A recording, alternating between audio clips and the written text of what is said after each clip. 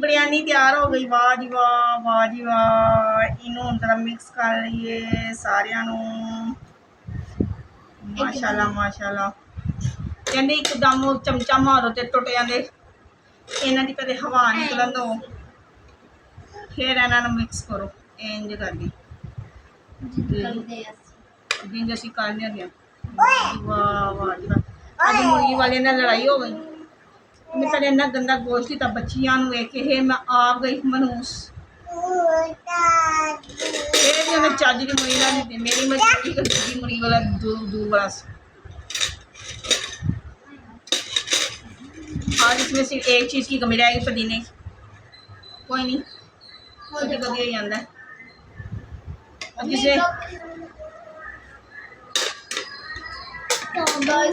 Like subscribe करें। कब खुलेगा चले जी, खाते बिस्मिल्लाह करके आए, आपको भी बिरयानी खिलाई।